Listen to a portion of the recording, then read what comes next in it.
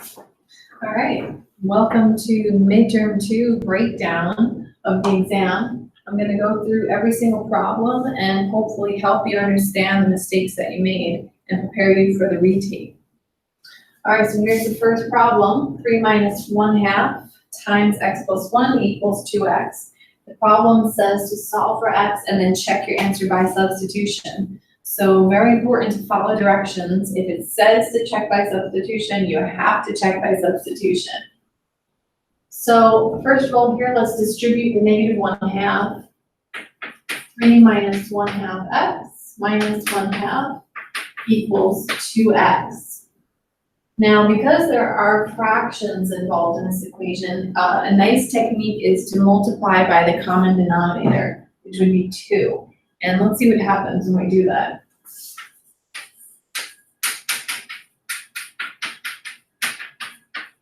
All right, so 2 times 3 is 6. 2 times negative 1/2 is negative 1x. 2 times negative 1/2 again is negative 1. And 2 times 2 is 4x. All right, combining the 6 and the negative 1, we get 5. Bringing negative x to the other side, we get 5x. So x equals 1. So let's check that now by substitution in the original.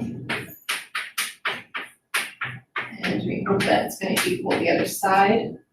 So by order of operation, we have to do this first.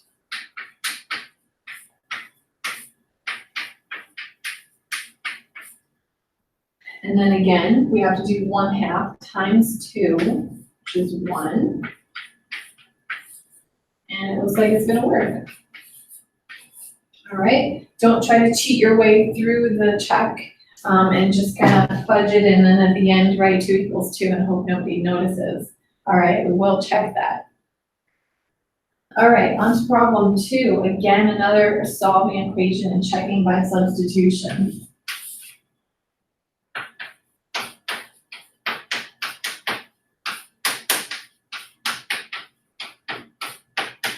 All right, so kind of like the first problem, except now there's a second piece that needs to be distributed.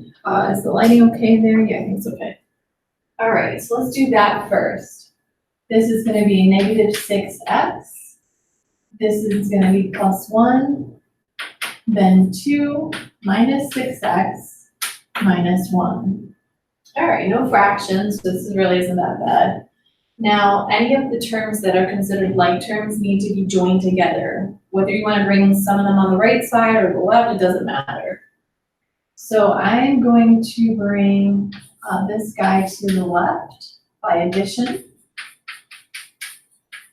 And then I'm going to bring this guy to the right by subtraction. So 2 minus 1, and then minus another 1. So negative 6x plus 6x is 0x, but 0 times anything is just going to be 0, okay? So don't confuse yourself there. 2 minus 1 is 1, minus 1 is 0. So here we get 0 equals 0. The answer is not 0, right? It doesn't say x equals 0. This is a statement, and it's a true statement. And it will always be a true statement. Therefore, there are infinitely many answers that you could plug in for x. So the answer that you want to write here is all reals. X could be any real number, and this will always be true. And of course, you can't check this by substitution because to check all real numbers, you literally have to check every single real number that exists, and there are infinitely many, so you'd definitely be dead by the time you finished, which actually you couldn't finish, but whatever. Moving on, okay.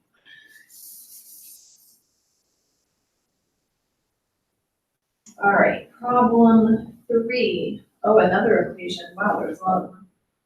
Okay, solve the equation, check your answer by substitution. So we've got 2x minus 5 over 4 equals 1/2 times x minus 3 plus 1. Okay, make sure you do the distribution first. We have everything all laid out. So 2x minus 5 over 4, and then 1/2 x, and then 1/2 times 3, don't forget that's like a 3 over 1, is negative 3/2, and then plus 1. Now I see 1, 2, 3 fractions.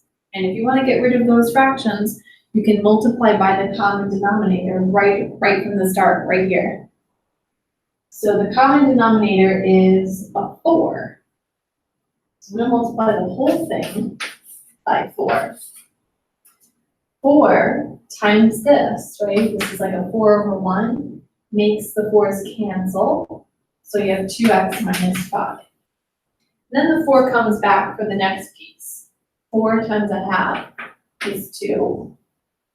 4 times negative 3/2 is negative 6. And then plus 4. Okay, let me move this over just a little bit. There we go. All right, isn't that nice? Oh wait, I lost an x, didn't I? There we go. All right, so I'm going to bring the 2x over to the left, and then I'll bring the 5 to the right. Negative 6 plus 4 plus 5. I'm feeling this is going to be no solution. Negative 6 plus 4 is negative 2, plus 5 is 3. All right, so again, 0 times anything is 0. 0 equals 3. Well, the answer is not 0 and it's not 3. This is another statement and it's a false statement. So that means there is no solution. And if there's no solution to check, then there's nothing to check. All right, number 4, an inequality.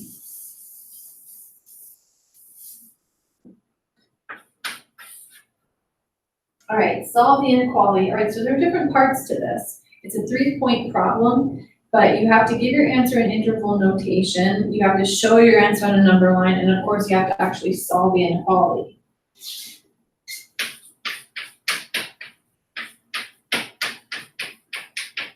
All right, so again, take care of the distribution first.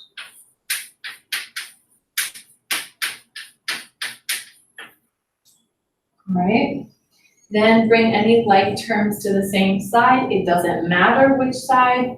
All right, I'm going to bring this over to the left. And then I'll bring this over to the right.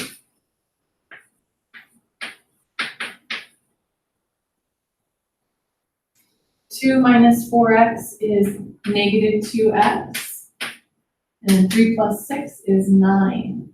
Now here's something you do have to be mindful of. If you divide or multiply by a negative number, divide or multiply by a negative number, then you have to switch the direction of the inequality. Switch the direction of the inequality.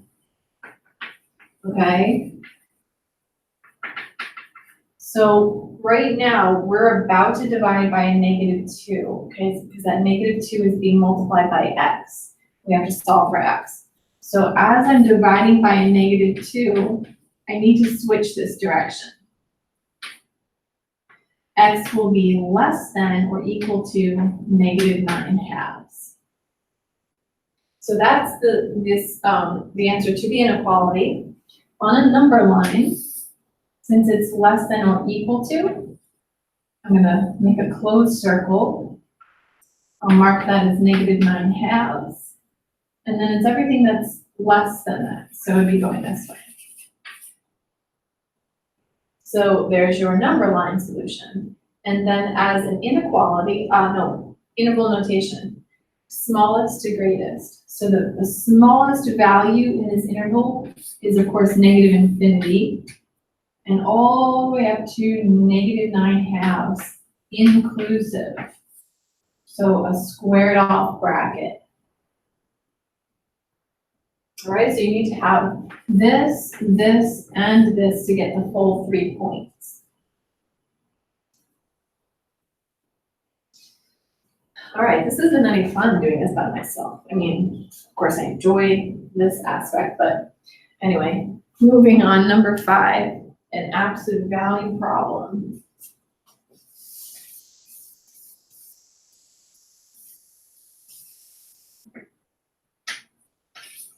Okay, absolute value. Remember, the absolute value is distance. So absolute value is always, it produces a positive number.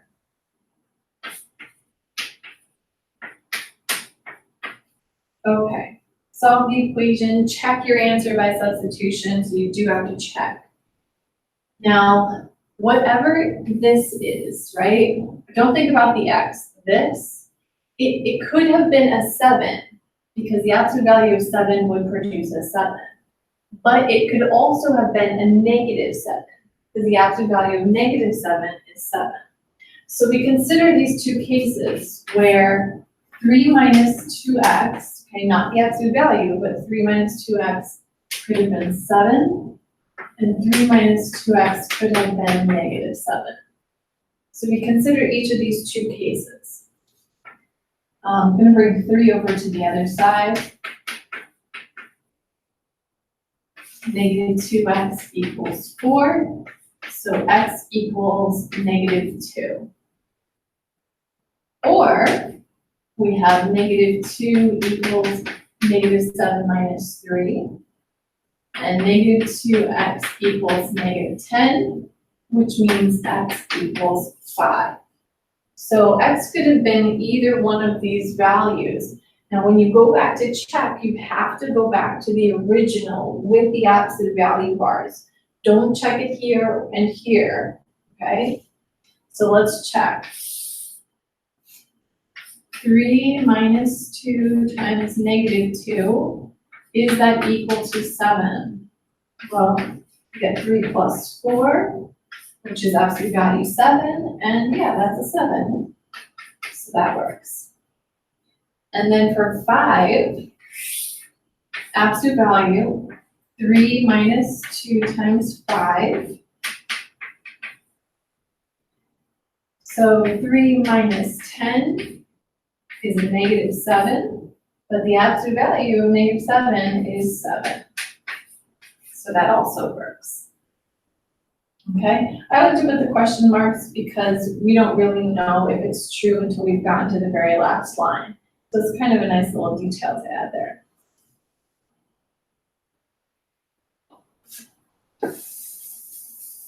All right. Take a little break here. I don't know if any of you try these Powerades. Never drink this stuff. And I feel like I'm going against my mother because we never drank things with dyes in it. Does this have dye in it? Yeah, red number 40. Don't tell my mom. It is good. I don't know what's so great about it, but anyway, it quenches the thirst. That's all I care about at the moment. Okay, number 6, solve the inequality, answer an interval notation, show it on a number line. Okay, this is an absolute value inequality.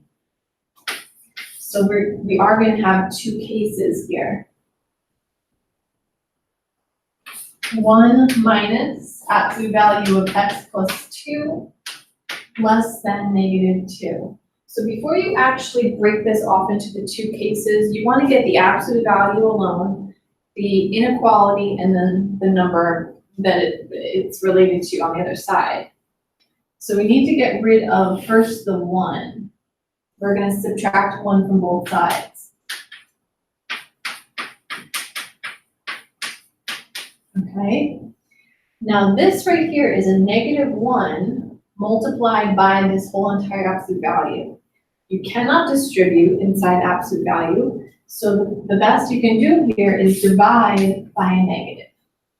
And since we are dividing by a negative, in an inequality, we have to switch the direction of the inequality. So x plus 2 is going to be greater than 3. All right, so now our two cases. If x plus 2 is greater than 3, then we have the case where x plus 2 literally is greater than 3. Or we have x plus 2 is less than negative 3. Or essentially you're changing the sign or flipping the inequality and negating the value.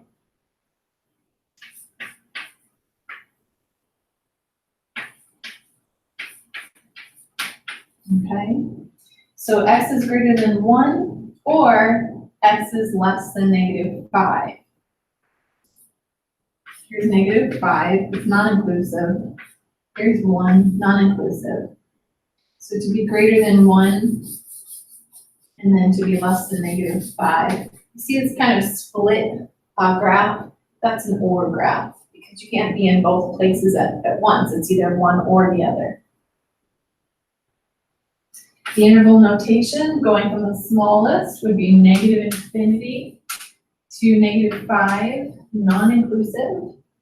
And we'll union that with 1 up to infinity, also non-inclusive.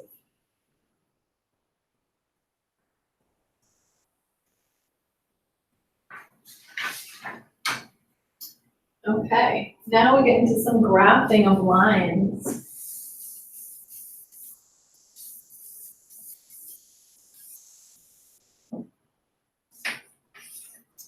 So we have, first of all, negative 2x plus 3y equals 6 to graph. Then x plus 1 equals 5. And then y equals negative 1. All right, I need to give myself some room.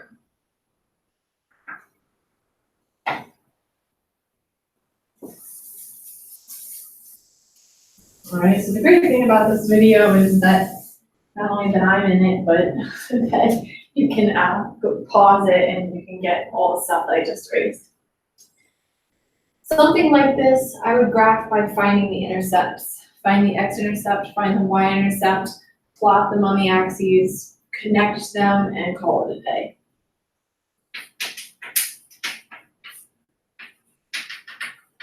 All right, to get an x-intercept, that means that the y value is 0. So we would set y equal to 0, which causes this whole entire piece to disappear. Then you have negative 2x equals 6, so x equals negative 3. That's your x-intercept. Okay, there it is. So to get the y-intercept, guess what equals 0? X.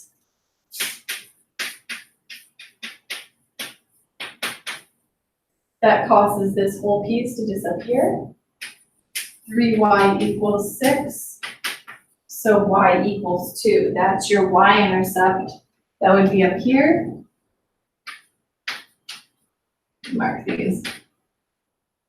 And connect them. You're done. Right? Isn't that nice? Instead of the whole high school method where you're making a bajillion tick marks. This is all that's necessary. 2 unique points to find the line. All right, this one, let's bring that 1 over to the other side and we get x equals 4. You need to be familiar with this format. Whenever you have x equals, like we were talking about with quadratics, axis of symmetry, this is a vertical line.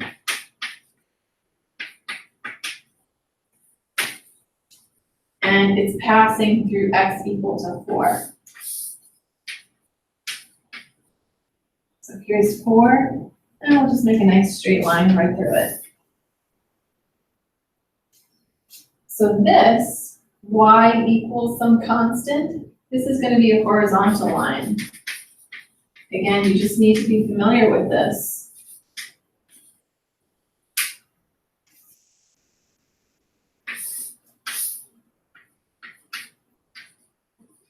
Y will always be negative 1. Okay?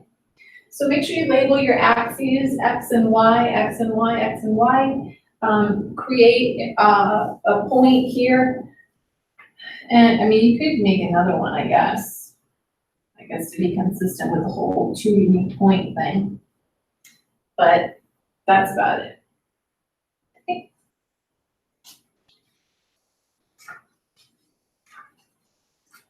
All right, number 8. Number 8 was a rectangle. Yeah, nobody really liked this problem because the measurement of one of the lengths, actually both of them, they were not perfect numbers. It was like 22 and a half or something. But in reality, think about it. You know, if I was to measure this board right now, you think it's a perfect measurement? Do you think that this is a perfect measurement? Do you think even right now this piece of chalk is a perfect measurement? I can go on and on, right? We don't live in a perfect world. So when you're doing math exams, don't expect the problems to work out beautifully. All right, so number 8, we have a rectangle. Hopefully we all know what a rectangle looks like. If you don't, I can't help you. One side of a rectangle is 5 inches longer than the other side. To be longer means that you've added 5. So this side we'll say is 5 inches longer than that side. It doesn't matter what you call this, we'll just call it X. To be 5 inches longer means that we've added 5. So in a rectangle, don't forget that opposite sides are congruent. So this will be X plus 5, and this is X. All right. Find the area of the rectangle. So area is length times width. If its perimeter is 100 inches. Perimeter is found by adding up all the sides, right? Length, length, width, width. All 4 of them. Length plus length plus width plus width.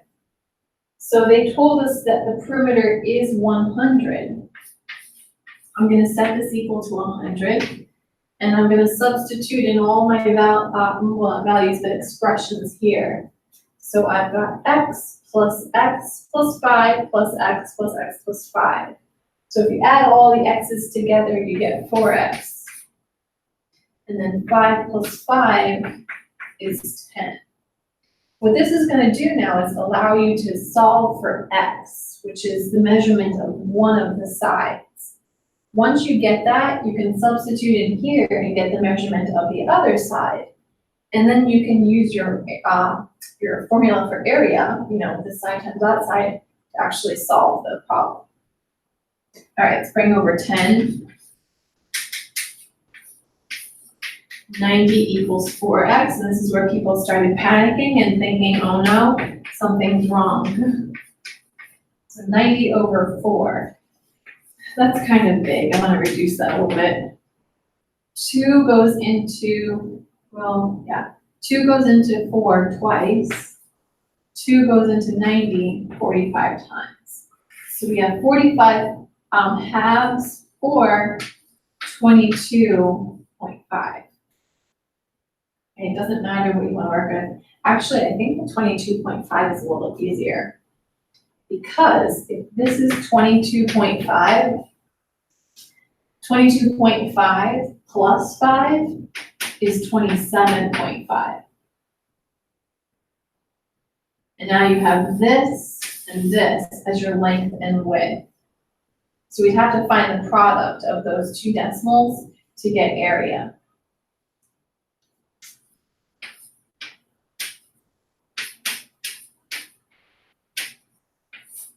All right, now when you're multiplying decimal numbers, you don't have to line up the decimals. You can, but you don't have to. So 5 times 5 is 25, 10, 11, 12, 10, 11. All right, 7 times 5 is 35, 14, 15, 16, 17, 14, 15. 2 times 5 is 10. It's a 5, and that's a 4. Okay. So when I add all this, I get 5, 7, 8, 11, and 6.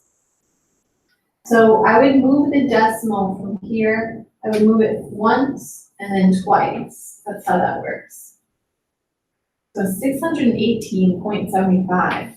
Yeah, not too nice, but whatever. It's reality.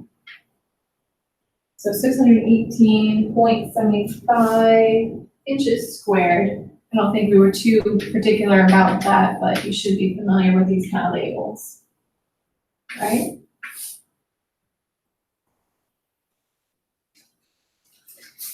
Oh boy, number 9. The wording on this problem is really quite disastrous. So I understand the issues that came up there.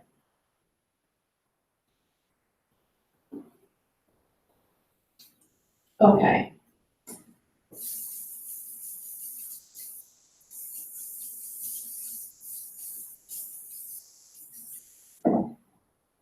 Okay. I don't really even know where to begin because this, like I said, this problem was awfully worded, but parts of it you definitely should be able to get.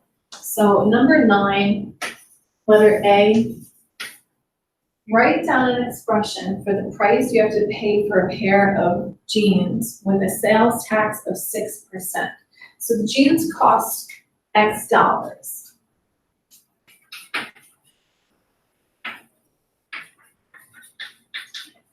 Okay, sales tax gets added, right, to the cost. Now, what a lot of people did was X plus 0.06. That, I mean, let's say the jeans cost $50. So the tax was 6 cents. I doubt it. Let's say the jeans cost $500. I don't know, it's brand new. So the tax is 6 cents? Definitely not, right? I mean, the tax could be 6 cents if the jeans were maybe $10, $12. So it's not plus 0.06, it's 0.06, 6% of the cost of the jeans. So you need to have another variable in there. On top of it, this problem asked you to simplify the expression. So you had to add these. This is like a 1x plus 0.06x, so it's 1.06x. All right, letter B. Let the jeans be on a 20% sale. Write down the expression for the price before tax, so ignore tax. The jeans are on sale, 20% off. Didn't say to simplify. So jeans are X dollars minus 20% of the jeans. So you could have left it like this because it didn't say to simplify, or you can just simplify down to 0.8x, right? Because if there's a discount of 20% from 100, you're actually paying 80%.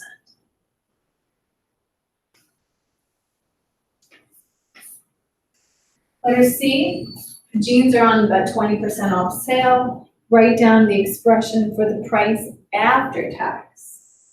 Okay, well, we just figured out that this is what you pay with tax. Now, after they bring you up at the register and you see your subtotal, right, or actually, well, yeah, I guess you could say the subtotal with tax, then you're gonna apply this discount, right? So 80% of the price. So, let me just think here. No, wait a second. What am I saying? No, we don't do tax first. We do the sale and then the tax. Okay. So we're paying 80% of the cost of jeans. And then what you're gonna do is you're gonna pay 6% tax on this. So whatever this costs, then you're gonna do 1.06 times 0.8x. Yeah. Did we have to simplify this?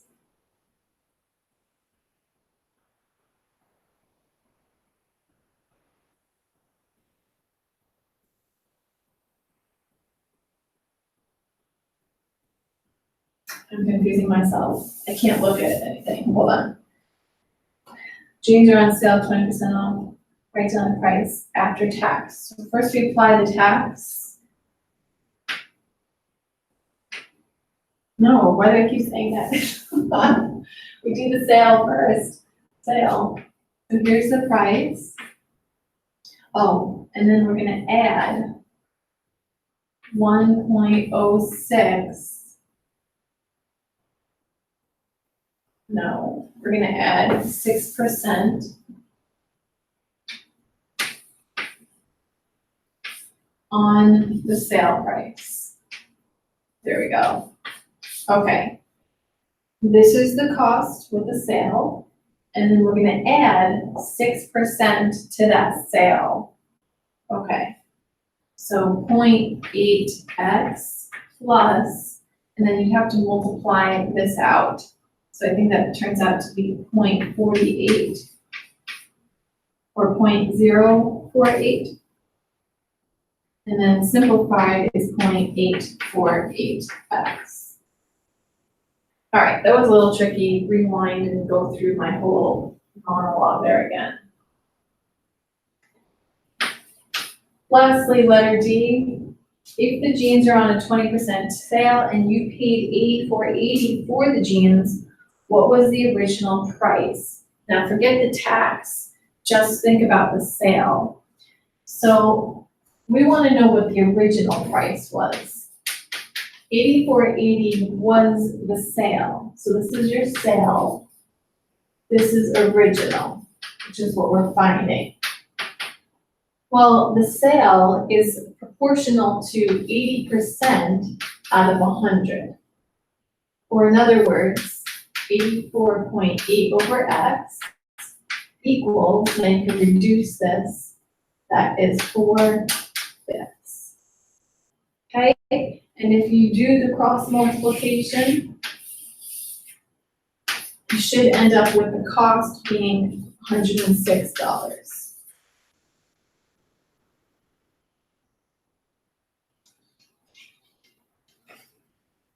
All right.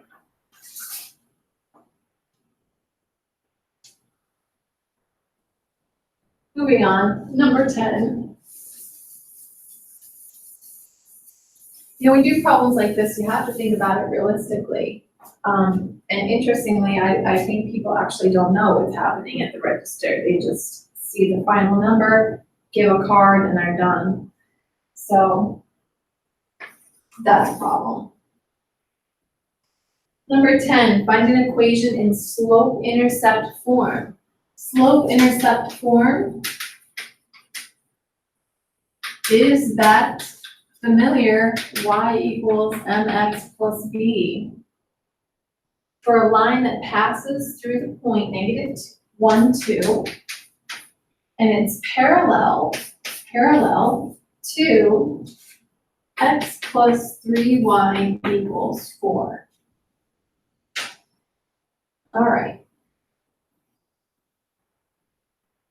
So the whole reason why we need to know this is because we're going to grab the slope from this, right? Parallel lines have the same slope. So I want to pull the slope from this and then just use that to form my line. So I'm going to solve this for y. Bring the x over. And then divide everything by 3. Be very careful because a lot of people weren't dividing everything by 3. Divide by 3, divide by 3, divide by 3.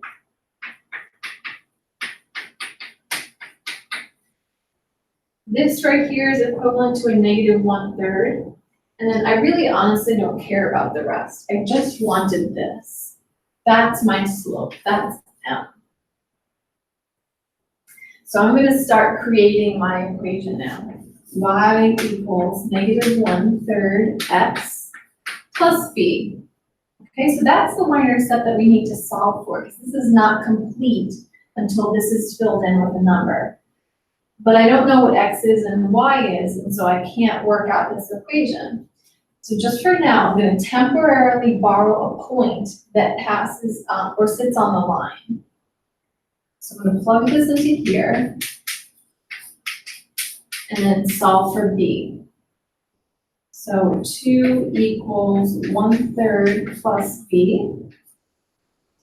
And then 2 minus 1/3 equals b. And then 6/3 minus 1/3 is 5/3. So that's what b is equal to.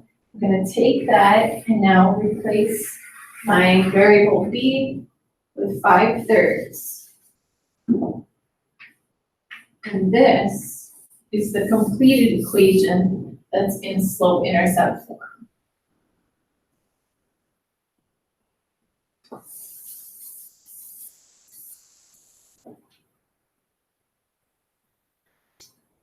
All right. Number 11, a line has a negative slope and doesn't go through the first quadrant. Okay, so let's break this down a little bit.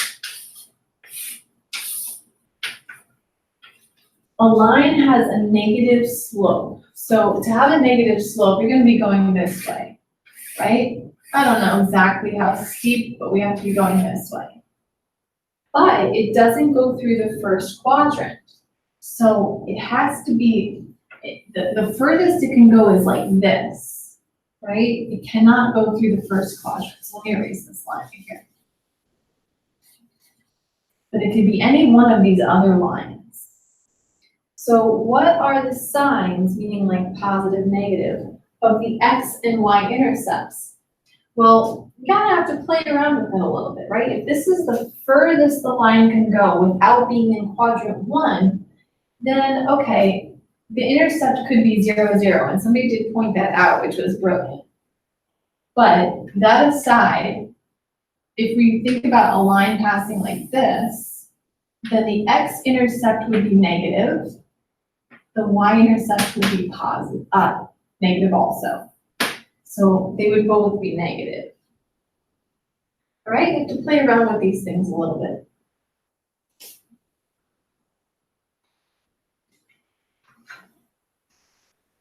Okay, and then the last one. Well, lots of interesting things were done with this problem. I think that once you see how you can do it in actually 3 to 4 steps, you might be blown away by how simple this problem actually is.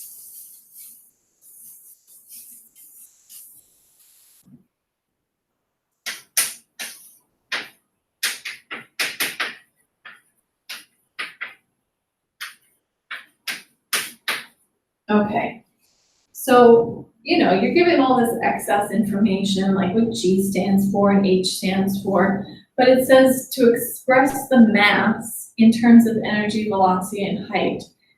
It's basically saying solve for M, solve for mass. Solve for M, which is mass. So we're gonna need to get M alone, isolated. And the issue here is that there's an M in 2 locations, all right? So the first thing I would say is because of that fraction, we're gonna use that same technique again and multiply by the common denominator of 2. A lot of people did do this, but here's where they went wrong. 2 times E is 2E. And then for whatever reason, completely ignored 2 times MGH. I don't know why, I don't know why so many people did this, but you have to distribute to MGH also. And then 2 times MV squared over 2 cancels out the 2's, so you get MV squared, okay? Now, a very, very common technique when you have a variable in 2 spots in this algebraic expression, and you don't want it in 2 spots, you want it in 1, is to factor it out, okay? Very important. We're gonna factor out the M. This is done by greatest common factor. That leaves us with 2GH plus V squared.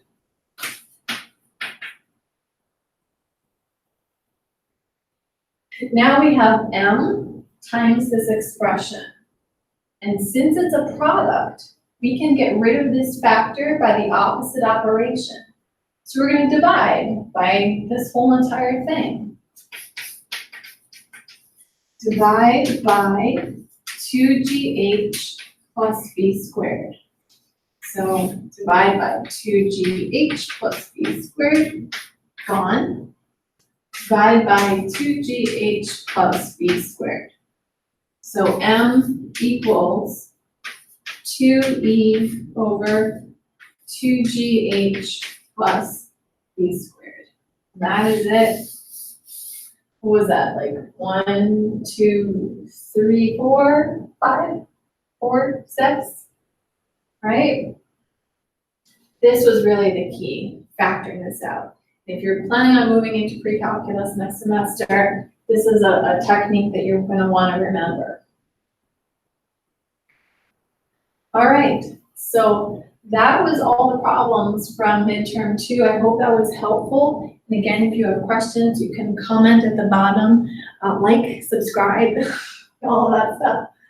Just kidding. Well, actually not kidding, but you can comment down at the bottom. I'll read them through your comments and answer your questions, or you could just email me like a normal student instructor relationship. Okay.